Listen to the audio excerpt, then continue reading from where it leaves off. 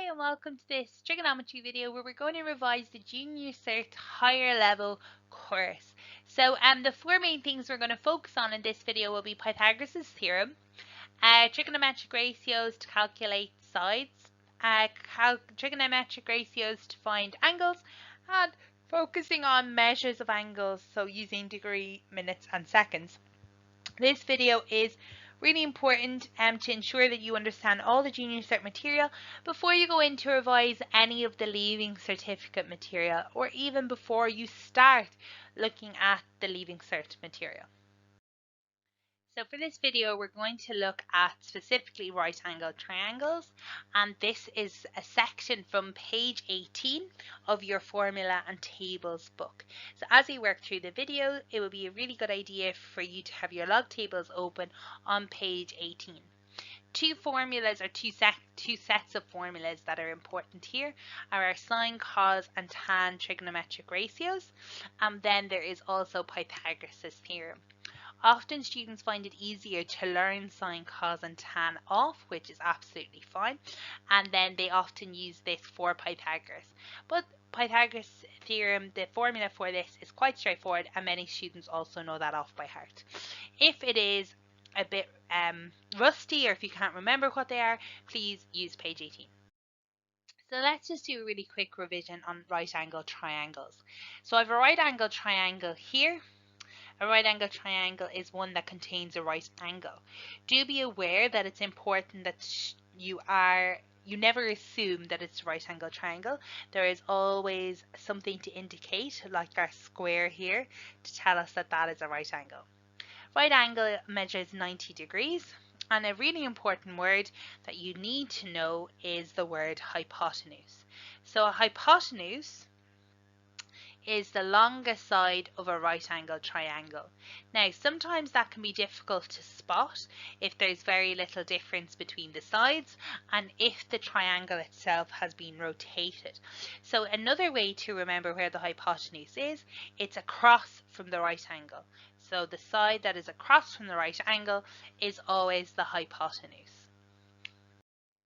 So Pythagoras' theorem, what he discovered was in a right angle triangle, the square of the hypotenuse is equal to the sum of the square of the other two sides. So let's take a look at this. Here's my hypotenuse here, my longest side. Here's my right angle. What he discovered was this length of this side is 5, and if I drew a square, which is 5 by 5, it would have an area of 25. The other two sides have a length of 3 and 4 respectively. This then has an area of 9, the square on the side of 3, and the square on the side of 4 is 16. And what he discovered was that 25, the big square, is equal to the two smaller squares added together. So this can be simplified into our formula and used, but sometimes it's important for students to see this visually to really understand what he was talking about. So this picture here, hopefully you can see drawing your squares on each side. So if we want to simplify this, we can use the formula which is on page 18, and it's c squared is equal to a squared plus b squared, where c is equal to the hypotenuse. It doesn't matter which arm you label A and which arm you label B, the important one is C. So once you get C correct, the other two do not matter. So now let's use Pythagoras' theorem to help us to work with some questions. Use the diagram on the right to calculate a value for x. Give your answer in third form. So that's important. That's working with our square roots. So first thing I'm going to do, I label my triangle CAB.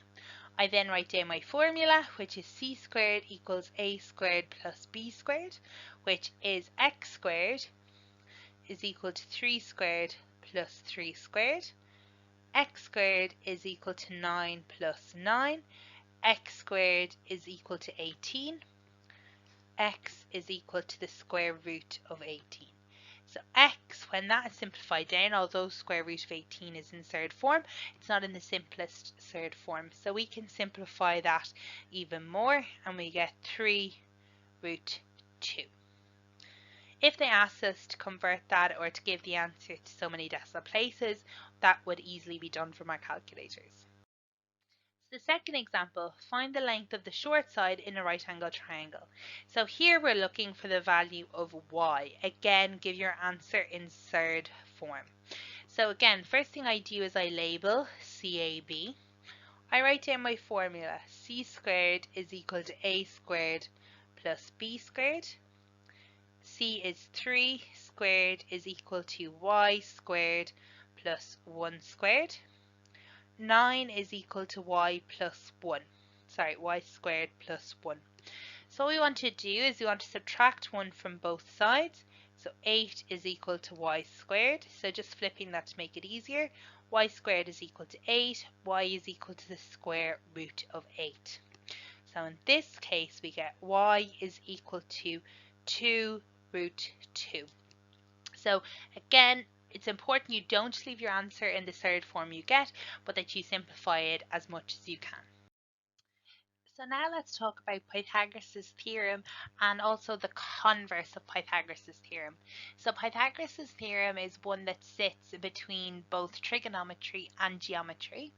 So because it sits in both, we can look at it from more of a trigonometric point of view. So working with Pythagoras before working with our sine, cos and tan, or our trigonometric ratios.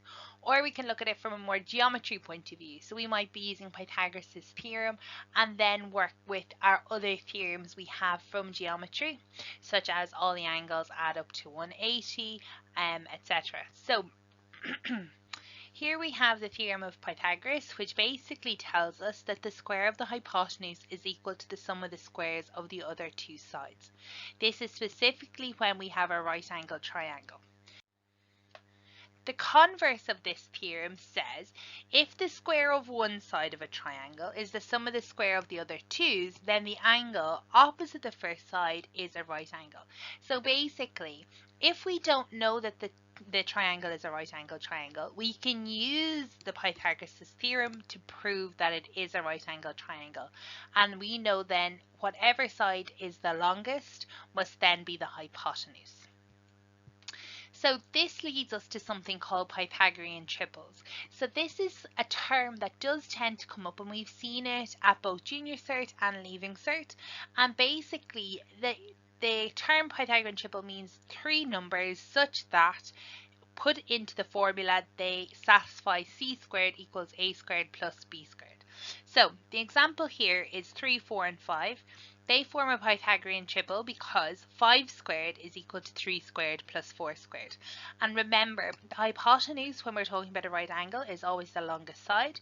So this will always be the square of the longest side, or in this case the biggest number, will equal to the sum of the squares of the other two numbers. So there are infinitely many Pythagorean triples, but here are some examples. Often as students work with trigonometry, they start to notice these Pythagorean triples, and they start to notice that when you have 3 and 4 and you're missing the hypotenuse, hypotenuse will always be 5. So they start to see these patterns emerge. So we have 3, 4, 5, 5, 12, 13, 7, 24, 25, and so on. So now let's take a look at a question which involves Pythagorean triples. Given any two positive integers, m and n being greater than m, it is possible to form three numbers, a, b and c, where a is equal to n squared minus m squared, b is equal to 2nm, and c is equal to n squared plus m squared. These three numbers, a, b and c, are then known as a Pythagorean triple. So the first thing they ask us to do is for the values m equals 3 and n equals 5, calculate a, b and c. So a is equal to n squared minus m squared. So that gives me 5 squared minus 3 squared, which is 25 minus 9, which is 16. So a is equal to 16. B is equal to 2nm, which is 2 times n, which is 5, m, which is 3. And that is 2 times 5, which is 10, times 3, which is 30. And c is equal to n squared plus m squared. So c is equal to 5 squared plus 3 squared. So c is equal to 25 plus 9. So c is equal to 34. So if the values of a, b, and c for part I are lengths of the side of a triangle, show that the triangle is a right-angled triangle. So what we want to say is if c squared is equal to a squared plus b squared, if that is true, then it is a right-angled triangle. So let's work with that. So we have 34 squared is equal to 16 squared plus 30 squared. So 34 squared is 1156. 16 squared is equal to 256 plus 30 squared is 900. So 256 plus 900, we get 1156 equals 1156. Therefore, A, B, and C are the lengths of the sides of a right angle triangle. And it's important to note then that the hypotenuse would be the longest side, so that was our 34. And this is how we would work with the converse of Pythagoras. So we're still using Pythagoras, but instead of knowing its right angle, we're saying, well, if Pythagoras' theorem, or that formula we have for Pythagoras' theorem, if that works, then this must be a right angle triangle. So now they say, if n minus m squared, 2nm, and m squared plus m squared are the lengths of a side of a triangle, show that the triangle is right-angled. So at this point, a lot of students would ask, but we've just done that in the previous part. So what we've done in the previous part is we've proved that it's true specifically for two values. One value for when m is equal to, I think our m was equal to 3 and n was equal to 5. So that's all we've proved it for. They're asking us now to prove this so that it's true for any values of n and m. So by subbing in, we only prove it's true for one value. If they want us to prove it true in general, we cannot sub in, and this is more an algebra piece than anything. So we have a is equal to n squared minus m squared. We have b is equal to 2nm. And we have c, which was equal to n squared plus m squared. And we want to basically, again, prove that c squared is equal to a squared plus b squared. So we have n squared plus m squared, all to be squared.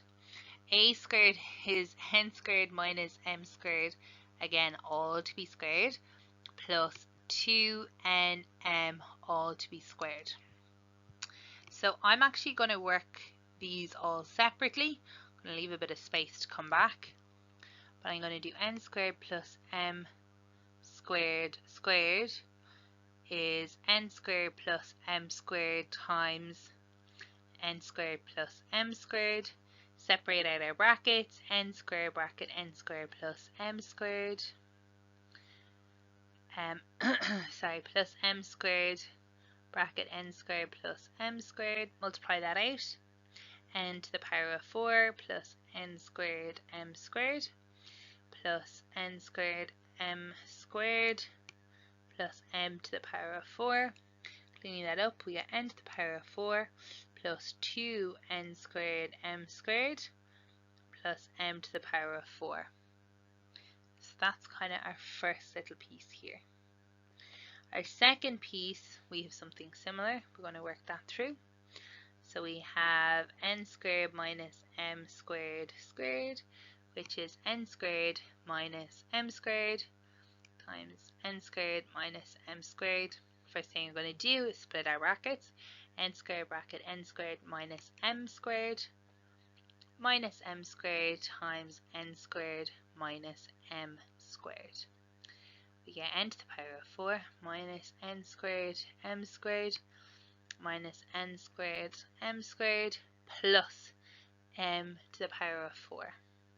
simplifies down to n to the power of 4 minus 2n squared m squared plus m to the power of 4. Last piece is going to be this piece here. And this is 2nm all squared. So if you can remember your rules of indices, everything needs to be squared. We get n squared m squared, which ends up giving me 4n squared m squared. So let's work through this and put this back. So what we got for the answer for part 1 was n to the power of 4 plus 2n squared m squared plus m to the power of 4 is equal to, part 2 we got n to the power of 4 minus 2n squared m squared plus m squared, and the last part was plus 4n squared m squared. Now on the right hand side we have two like terms that we can add together to clean it up. Other than that, everything stays the same. 2n squared m squared plus m to the power of 4 equals n to the power of 4. So we have minus 2n squared m squared plus 4n squared m squared. So we get plus 2n squared m squared. And sorry, that should be m to the power of 4 plus m to the power of 4. And what you see is the left hand side is equal to the right hand side. Therefore, this is a right angle triangle. So although very algebra heavy, it is working with Pythagoras theorem. So we see Pythagoras very much on paper 1 popping up in the form of algebra, as well as on paper 2 in maybe a more practical term. So it's one that they like to put into different places. So just to be aware of the idea of Pythagorean triples, like in this question where they actually use that term, and be aware of the idea of using the converse of the theorem of Pythagoras so that we can prove that a triangle is a right angle triangle. So now let's look at labeling a right angle triangle. So we've labeled it for Pythagoras. So when we were dealing with Pythagoras, we still talked about this being the hypotenuse. Well, what if I instead said, well, let's talk about the labeling of a triangle with respect to an angle. And our angle here is A. So suddenly which side is which becomes a lot more important. So when we dealt with Pythagoras, we said the hypotenuse, yes, that was really important. We identified that correctly. But the other two, it didn't really matter.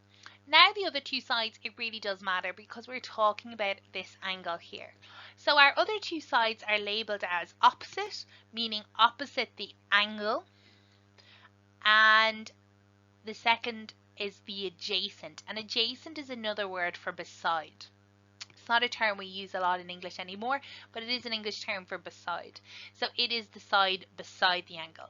So my advice, and the way that most students prefer to work, is first of all label your hypotenuse, then label the side which is opposite, and then adjacent is the final side left, or it's the one beside it. That tends to be the one that students find most difficult to remember. So we have 3 trigonometric ratios that we needed at junior cert higher level, and they are the sine ratio. So sometimes mispronounced sin because it's S-I-N, but that's just short for sine, S-I-N-E. So the sine ratio here, and the sine of A is given as the opposite over hypotenuse. So there are two sides there. So in this triangle, our opposite side, bear in mind, is always opposite our angle. So then we have the cosine ratio, or what's known as cos. So cos of A is equal to the adjacent over the hypotenuse. So in this case, we're talking about the angle but is beside the side. So that side that's beside the angle. So adjacent. And the last one is our tangent ratio, or simply known as tan. Tan of A is equal to opposite over adjacent. Okay, so again, remember, I'm constantly looking. The angle is opposite. Okay, so notice that in each of those ratios, because we have 3 sides, there is one side missing. So the sine ratio does not use adjacent. The cosine does not use opposite, and tan does not use hypotenuse. And that's important to remember, because one of the big questions students have is, how do I know which one I should use? And in most cases, only one will be able to be used because of the information we have. If you have all three sides, then you can use any one you want and it won't make a difference. So one way that students remember this is using SOHCAHTOA.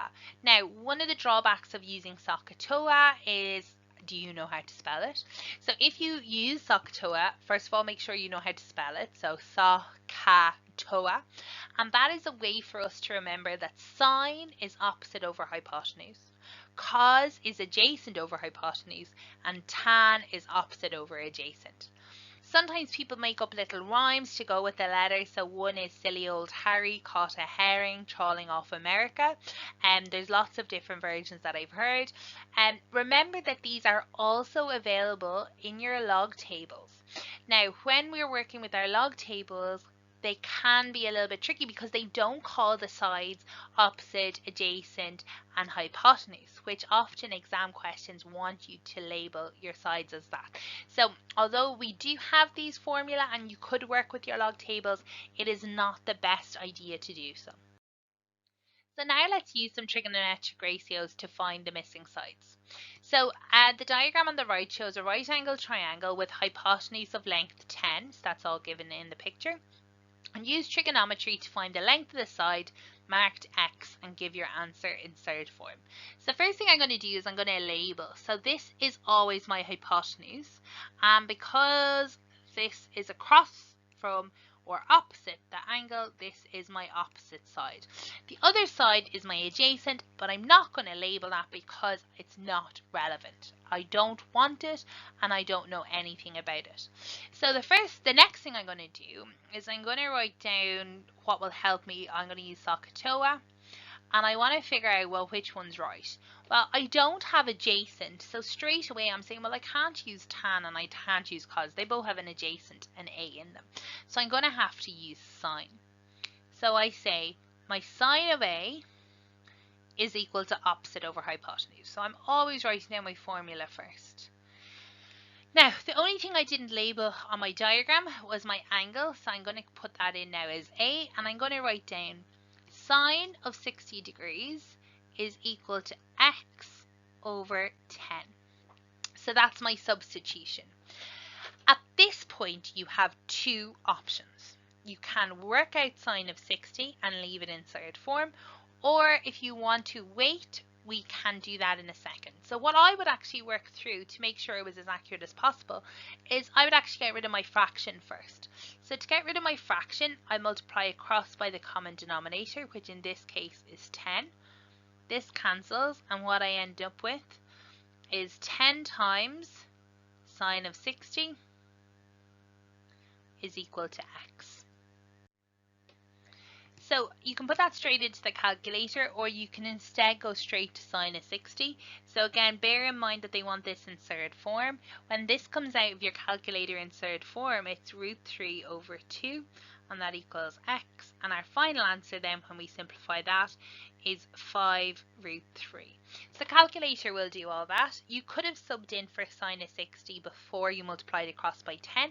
However, if you're working to decimal places, if you have to start rounding, or if you don't get a nice third answer, it can be difficult to work with decimals. So I would tend to get in the habit of doing any multiplication that you want to do first, and then to do your substitution as late as possible.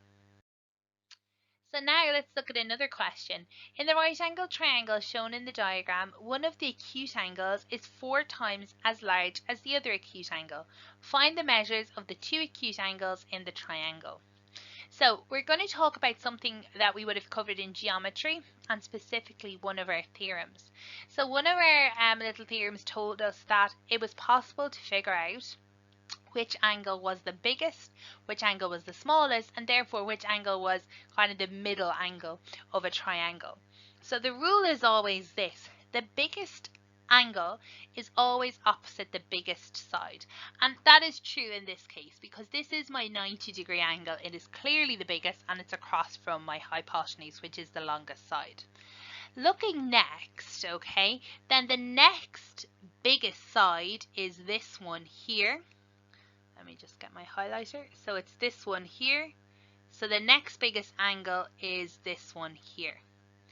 The smallest side is this side here, and therefore this is my smallest angle here.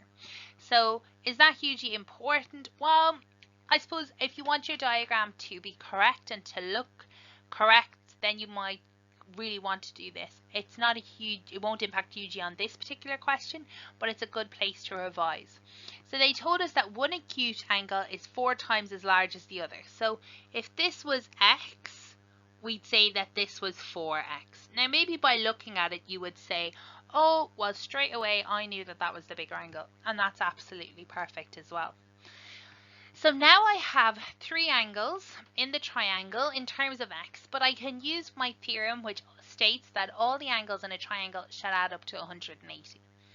You can simplify that more and say, well, if all the angles add up to 180, and I know that there is a 90-degree angle here, therefore the other 2 angles should add up to just 90.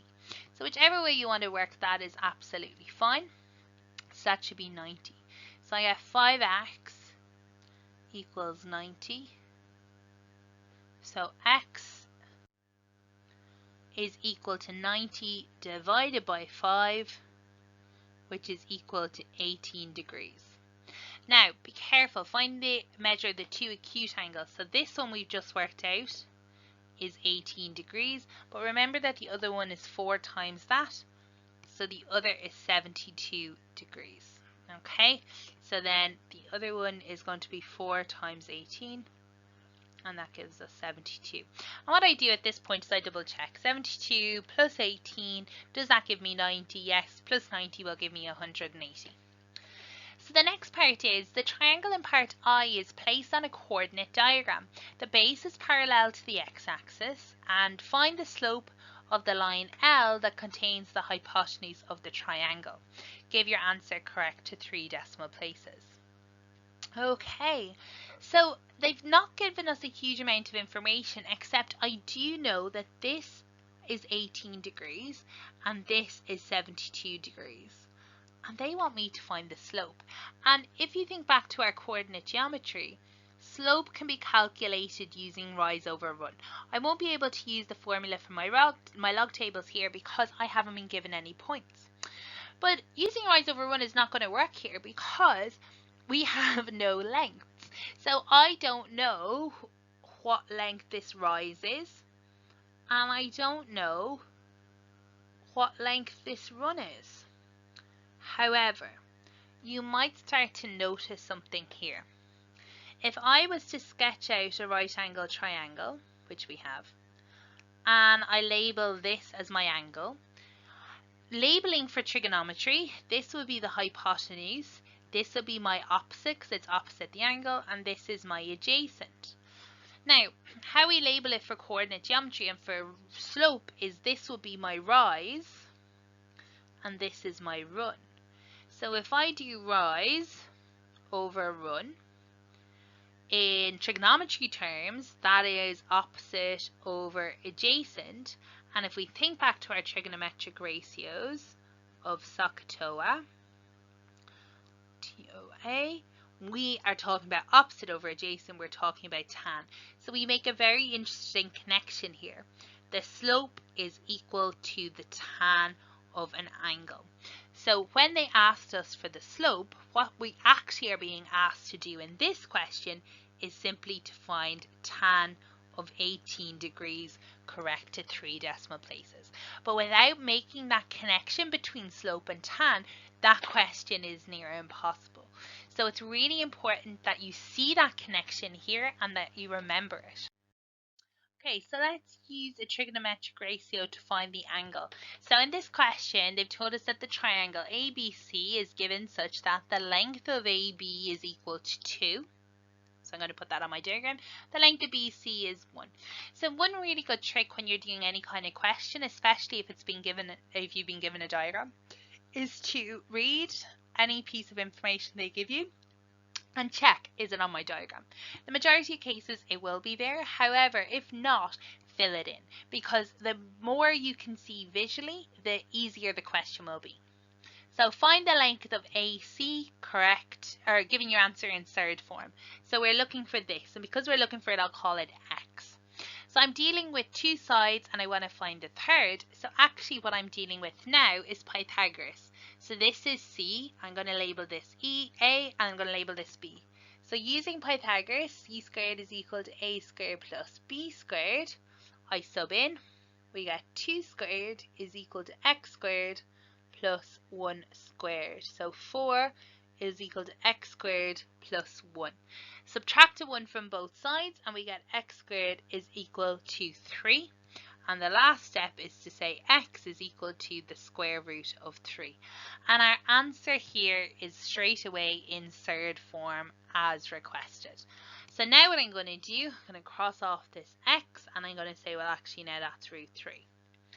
So now it wants us to write the cos of BAC. So let's identify the angle BAC. Okay, so you start at B, come down to A, and you go across to C. So the middle letter is always telling us what angle specifically we're talking about. So we want the cos of, I'm going to say angle A. Now to help us do this, we're going to have to write down SOHCAHTOA. So let's see, SOHCAHTOA. We're looking at this one. So actually cos is equal to adjacent over hypotenuse.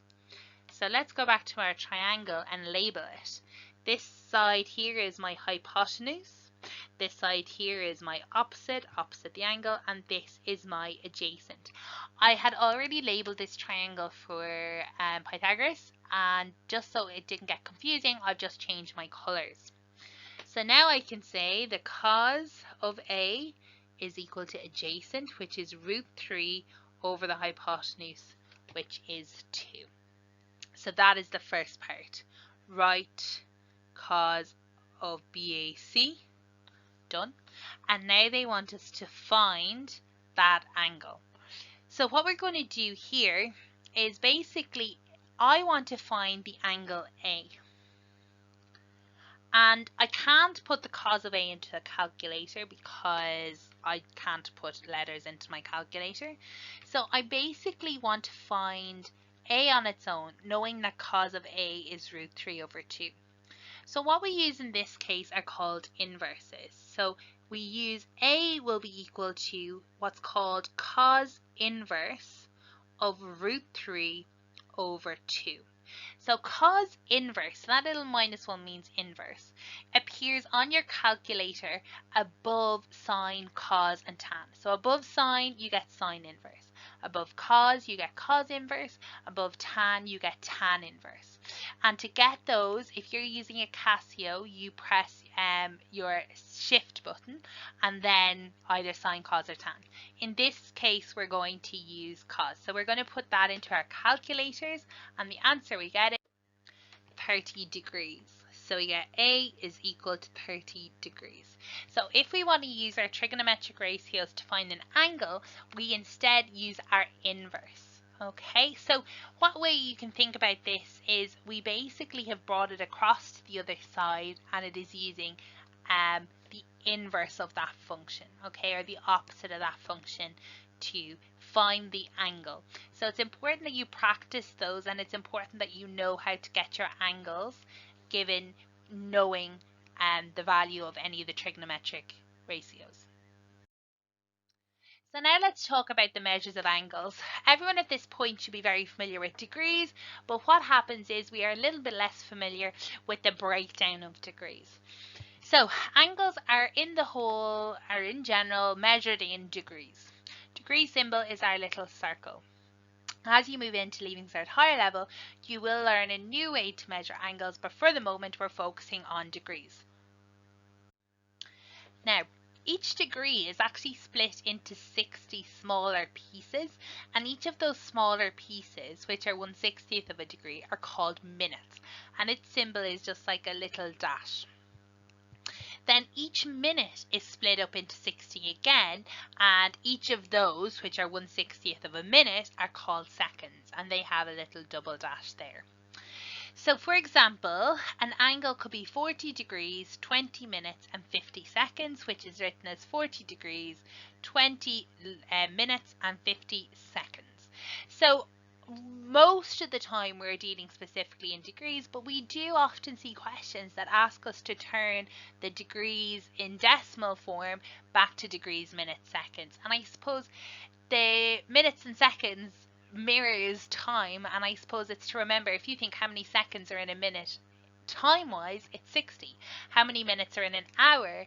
60. But here we have how many seconds are in a minute, still 60, and how many minutes are in a degree, and that is also 60. So they definitely mirror each other, and it's one to remember.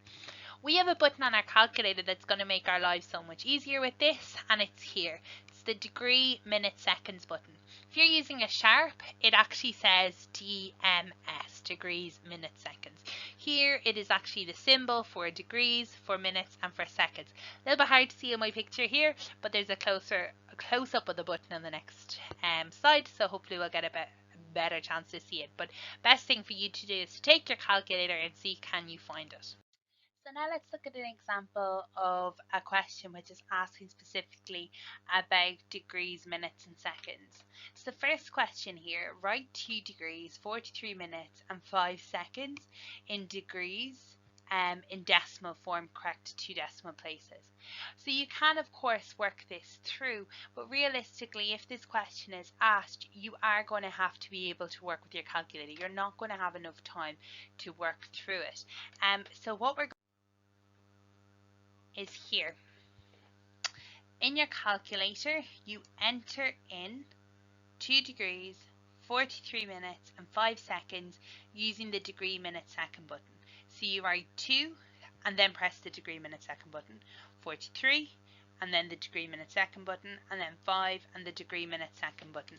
What it will look like when you type it in is this, and then you simply press equals, and you use your S to D button, so your third to decimal button, to convert that into its decimal, which we can then write to 2 decimal places.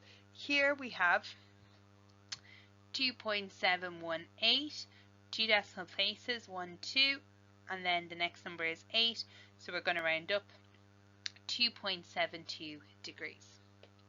So the next part is asking us to work backwards. So write 3.14 degrees in degree, minute, seconds. So what we're going to do in this case, we're going to type in 3.14 and we're going to use the degree, minute, second button to put in degrees. And by simply pressing equals, it will give it to us in 3 degrees, 8 minutes and 24 seconds. So another way you could do that is simply by typing in 3.14 and pressing equals, and then when you get that answer it'll still show 3.14, or it may show it in fractional form, and then you can use your degree, minute, seconds to change it. So this is often the way we're going to work if we want to change the answer at the end of a question. So we can use that degree, minute, seconds to change 3.14 into 3 degrees, 8 minutes and 24 seconds. Now let's look at an example that involves multiple triangles. So the diagram below shows 2 right angle triangles, which are ABC and ACD. And on the diagram I'm looking at both triangles and I notice that yes, the right angles have been indicated. They have right angles in B and D respectively. The length of AB is 10, the length of AC is 12, AD and DC are both equal to X as shown, and the angle BAC is marked Y. So the good news is everything that they've told us is given on the diagram. It doesn't need us to add anything. Use trigonometry to find the angle Y and give your answer correct to 1 decimal place. So we're looking at Y, so we're going to focus on 1 right angle triangle. So we're going to focus on the triangle ABC. So what I find extremely useful to do in cases like this, i.e. where you've multiple triangles, is to sketch it out again, relabel it A, B, C, 10, 12, and this is my Y in here. I then come along and I'm going to label. So I have an angle, so this is my opposite, which I don't need. This is my adjacent, and this is my hypotenuse. So we're looking at something that has the adjacent and hypotenuse. So we're looking at, let's write down our SOHCAHTOA, or whatever you use to figure out your trigonometric ratios. We have adjacent and hypotenuse, so we're dealing with cos. So we have the cos of A is equal to adjacent over hypotenuse. Filling in what we know, we have the cos of Y is equal to 10 over 12. If we want to work out Y, we want to use what's called cos inverse to work out the angle itself. So cos inverse of 10 over 12, I haven't even simplified that down, but you'll get the exact same answer if you do. 33.557, and they want that correct to one decimal place, so just this one, and we look what's next, and we get 33.6 degrees. So now it asks us to find the value of x and give your answer correct to two decimal places. So now what we're going to focus on is we're actually going to focus on this triangle here. So we're going to focus on the second triangle. And again, I'm going to suggest that you do some kind of sketch to help. So it's good to know that's the right angle. These two sides are both the same.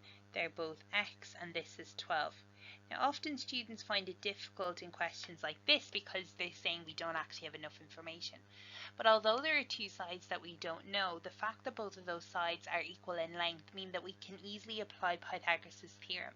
So we have C here, A here, and B here. C squared is equal to A squared plus B squared, and filling that in, we get 12 squared is equal to x squared plus x squared. So we get 144 is equal to 2x squared.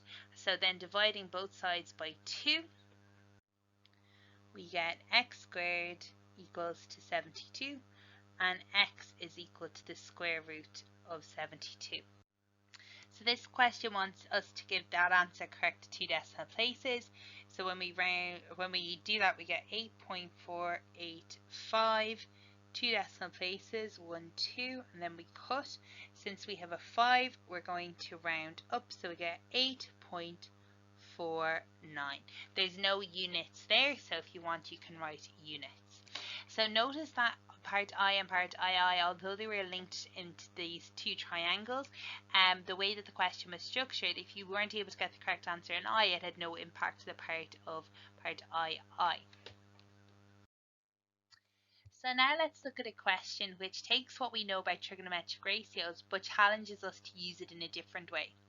So f is an angle in a right angle triangle, and the cos of f is 6 over 11. So the first thing they're talking about is the fact we have a right angle triangle, but they didn't give it to us. So let's sketch out our right angle triangle. And they've said the cos of f, so f must be an angle in the right angle triangle, and we can assume that it's not the right angle triangle. So if we had a triangle like this, we would have it labelled so that this was the opposite side, here was adjacent, and here was my hypotenuse. They've told us that the cos of f equals 6 over 11. So going back to our SOHCAHTOA, or whatever you use to remember your ratios, we know that cos is given as adjacent over hypotenuse. So that means they've actually given us the length of two sides. Now, we know that that might not necessarily give us the correct length, but it will give us the ratios in which the sides compare. So we're able to work on this triangle and say, well, this side is 6 and the hypotenuse is 11. So by drawing a diagram of the right angle triangle, find the value of sine of f. So if we want to work with sine of f, the formula from up here is opposite over hypotenuse. Now the problem is, at this point I could fill in the hypotenuse is 11, but I don't actually know the opposite. So I'm going to have to work out the opposite side here. The only way to do that is to work with Pythagoras using c squared is equal to a squared plus b squared. So working that through, we get 11 squared equals c squared plus b squared. And we get 121 is equal to 36 plus b squared. So taking 36 from both sides, we get 121 minus 36. And we get b squared is equal to 85. So b is equal to the square root of 85. So this opposite side is the square root of 85.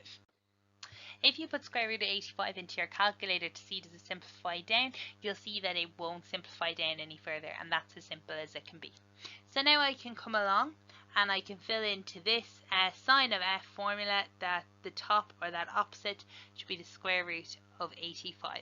Again, you can put that into your calculator to see if it can be simplified further, which it can't, so that is our final answer. So quite a straightforward question, but the way that it's being presented to us may prove a challenge because often we forget that we have been given the information when we're given that ratio to be able to draw the triangle and in turn work out another or missing side. So now let's talk about two words that appear as we talk about real world examples in trigonometry, and that is an angle of elevation or an angle of depression.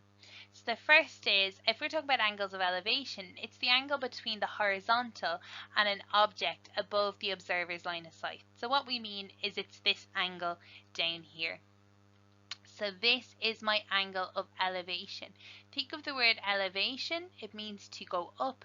Think of an elevator. So as we move from the horizontal upwards, that gives us our angle of elevation. The angle of depression is between the horizontal and the object below the observer's line of sight. So here we're looking downwards. So this angle here is called the angle of depression. Now often in questions when they talk about these, they also show what they're talking about so we don't get confused, but it is important to know these two particular words before we start looking at real world examples. So now let's look at a real world problem, and this is asking us a tree 32 meters high casts a shadow of 63 meters long. Now, as I said before, a really good method to approaching questions is if you're reading through it and you have a diagram, constantly check that each piece of information that you've been given in the type or the text, you've also been given on the diagram. So in this case, the tree of height 32 meters, that has not actually been put on the diagram. So just to make our lives a little bit easier, so it's a bit more visual, I'm going to write this in. So there's our 32 meters. The shadow of 63 meters, that is given. Calculate theta, the angle of elevation of the sun, and give your angle in degrees and minutes. Correct the nearest minute. So just a little quick word on theta, which is an angle. Theta is a Greek letter and it looks like an O with a little line through the middle of it, and this is often used, and we see it more at Leaving Cert than we do at Junior Cert, but it's just often used to represent an angle. Other Greek letters you might see are alpha and beta. This does not change anything about the question, and if you really hated it, you could replace it with the angle A and simply rewrite the theta as you got to the end. So one thing that I find useful when we're dealing with real world problems is to re-sketch this triangle. Again, apologies, it's quite hard to sketch straight lines on the computer, but you would of course, even with the sketch, use a ruler. So we have this little piece like this. I think it's good to re-sketch the triangle because it takes any kind of fussiness away. We no longer see a tree, we no longer see a sun, it doesn't matter, we're not getting confused by any of that, we're back to just having a triangle. So if we were labeling it, here's my hypotenuse, but there's nothing going on with it, so I don't really care about that. We have our adjacent here and we have our opposite. So we're talking about this angle here, which they've labeled theta. So I'm going to write down how I remember my sine, cos and tan, however that is. I'm going to use SOHCAHTOA, and I'm talking about opposite and adjacent, so that must mean I'm dealing with tan. So I have the tan of theta, and that's going to be equal to opposite over adjacent. So my tan of theta in this case is 32 over 63. So to work out the angle, we use what's called the inverse of the trigonometric ratio. In this case, it's going to be tan inverse of 32 over 63, which we can put into our calculator. And that gives us 26.927677885. Now, just be careful, they've asked us to give our answer in degrees and minutes correct to the nearest minute. So what we want to be able to do here is to convert that answer into degree, minute, seconds. So what we're going to use is your degree, minute, seconds button on the calculator. And when you do that conversion, you're going to find that theta is given as 26 degrees, 55 minutes, and 39.64 seconds. Now, we want to correct the nearest minute, but remember there are 60 seconds in a minute. So 39, it's gone over halfway. So this, when we round it, is going to round to 26 degrees, and this 39.64 means our minutes are going to round up to 56 minutes.